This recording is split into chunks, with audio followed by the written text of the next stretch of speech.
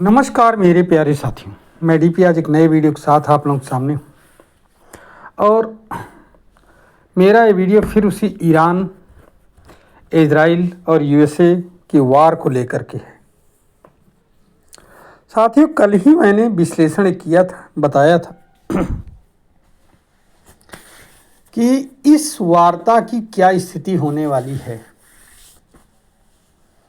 और 24 घंटे भी नहीं बीता, इस वार्ता के कई जो क्लास थे वो सब उड़ गए। शर्तें जो थी वो हवा में गायब होना शुरू हो गई। कल मैंने इस पर एक आशंका जाहिर किया था। हालांकि आप लोगों के कमेंट्स इतने नहीं मिले, लेकिन मैं उम्मीद करूंगा कि आप लोग सुनने के बाद कमेंट जरूर करें। और इजराइल ने लेबनान के ऊपर भयंकर बमबारी किया। इतना ज़्यादा बमबारी किया कि एक साथ कहने के लिए अपुष्ट खबर तो ये कह रहे हैं 1500 लोग निपट गए, लेकिन 250 टॉप लीडरशिप हिजबुल्लाह की ख़त्म हो गई। ध्यान रखिएगा ये चीज़। और यही जो है इस युद्ध की सबसे बड़ी विफलता है। एक सबसे इम्पोर्टेंट क्लास था इसका कि हमारे प्रॉक्सीज पर कोई अटैक नहीं होना चाहिए। उधर फंस गया है बेचारा पाकिस्तान। जैसा कि कल मैंने बताया था कि ये पाकिस्तान ने समझौता करवाया है, उसने अपने श्रेय लिया है, अब वो फंस गया है बेचारा। जेडी वैंस कह रहा है कि एआई के द्वारा, चैट जीपीटी के द्वारा प्रस्ताव बनवाया गया था। अमेरिकन उपराष्ट्रपति जेडी वैंस वो कह रहे हैं कि चैट जीपीटी ने बनाया था एक प्रस्ताव, उसको हमने तुरंत कूड़े में डाल दिया अमेरिका ने। और ईरान कह रहा है कि नहीं, ये समझौते का पार्ट है, लेबनान पर अटैक रोका जाए। यूएसए कह रहा है कि समझौते का कभी पार्ट नहीं रहा, मुझे नहीं मालूम है, पता नहीं कैसे ऐड हो गया समझौते में। अब इसमें फंसा हुआ है बीच में कौन? पाकिस्तान, जो बिचौलिया का काम कर रहा था।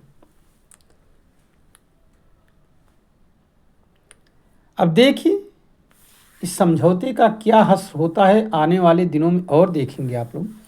मैं तो अपना वीडियो इतने पर ही समाप्त कर रहा हूँ आज। लेकिन आने वाले दिन बहुत अच्छे नहीं होने वाले हैं,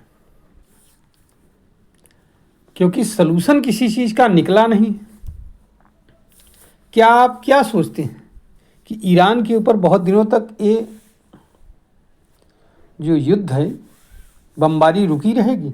नहीं।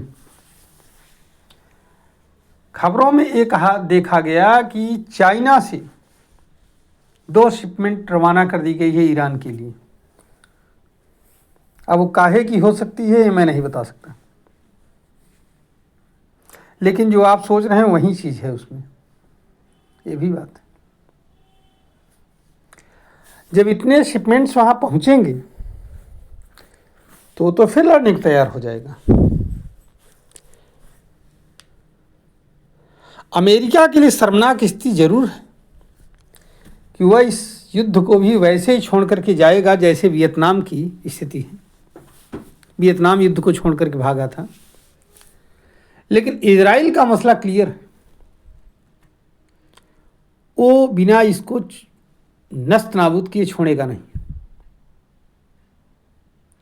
लॉन्ग टर्म क्या इम्पैक्ट पड़ता है अभी ये देखना बाकी है।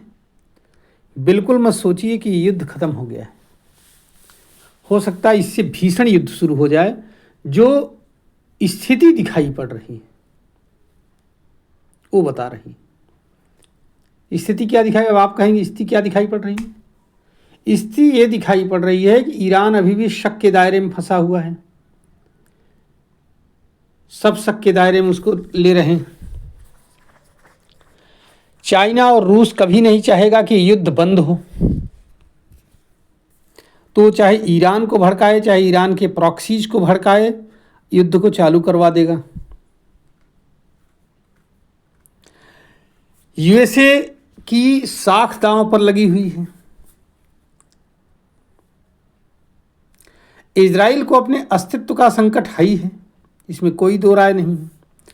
और तो और यूएसए को अपनी जेब भी देखनी है कि युद्ध जितना ही जो है मिडिल ईस्ट को तहस नहस करके निकलेगा या बंद होगा, यूएसए के कमाई का उतने ही साधन और बढ़ जाएंगे।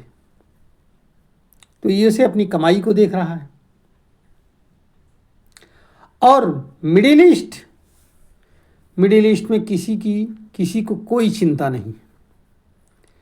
4 बम एक साइड से पड़ रहे हैं, 10 बम दूसरी साइड से पड़ रहे हैं, बीच में अमेरिका रक्षा करने के लिए भी आ रहा है, कुछ बम इधर उधर गिर रहे हैं, यही चल रहा है।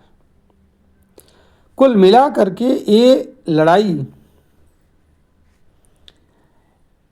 व्यापार का केंद्र वाला हिसाब किताब बनता चला जा रहा है।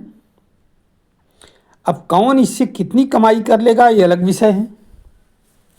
भविष्य में कितने कमाई के अपने रास्ते खोल सकता है इस युद्ध के थ्रू, ये भी अलग विषय है। लेकिन है कुछ वैसे। और आने वाले भविष्य में ये बहुत बड़े खाद्य संकट को भी लेकर के जन्म देगा, क्योंकि खाद्य की सप्लाई पूरे विश्व में प्रभावित हुई है।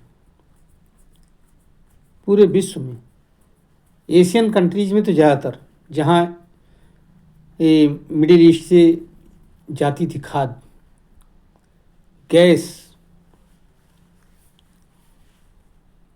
अब इसका कितना क्या इम्पैक्ट होगा, इम्पैक्ट तो बाद की बात है। पहली बात तो यही है कि ये युद्ध रुके, जो कि दिख नहीं रहा है रुकता हुआ, कोई चाह नहीं रहा है रोकना। जिनको रोकना है वही नहीं रोकना चाह रहे हैं। ईरान को पहल करनी चाहिए, ईरान अड़ा हुआ है, उसका ये मानना है कि हम तो बर्बाद हो गए हैं, अब देखा जाएगा।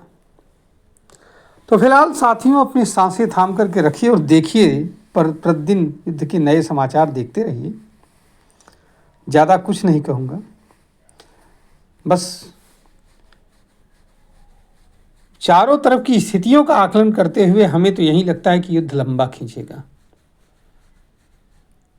धन्यवाद, नमस्कार, जय हिंद, जय भारत, वंदे मातरम। आपकी क्या राय है आप कमेंट में ज़रूर करिए, लिखिएगा।